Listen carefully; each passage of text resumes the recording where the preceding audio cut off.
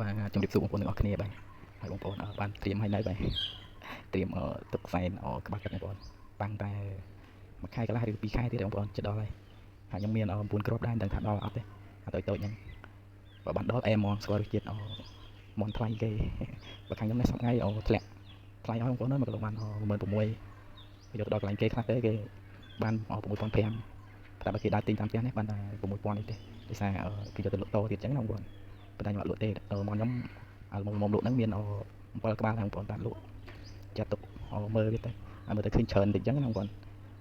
ប៉ុន្តែនេះសំខាន់ព្រាមតូចហ្នឹងបាទ9គ្រាប់បងប្អូនហើយដឹងថាបានទេអត់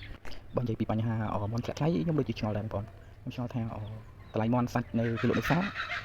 អត់មានដាក់ចុះទេនៅតែណាធ្លាក់ថ្លៃតែមន់យើងចឹងណាហើយចំណីក៏អត់មានធ្លាក់ថ្លៃដែរចំណីថេល្អហើយនិយាយទៅកន្លែងខ្លះមានតម្លៃផងឡើងម្ដង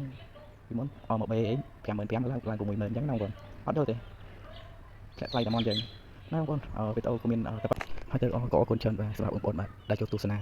វីដេអូរបស់ខ្ញុំបងប្អូនហ្នឹងហើយវីដេអូខ្ញុំគិតថាដល់ទីបញ្ចប់ហើយបងប្អូនបាទហើយមុននឹងបញ្ចប់ក៏សូមជូនពរបងប្អូនបាទទាំងអស់គ្នាជាពិសេសសម្រាប់អ្នកឲ្យចំមន់បាទឲ្យ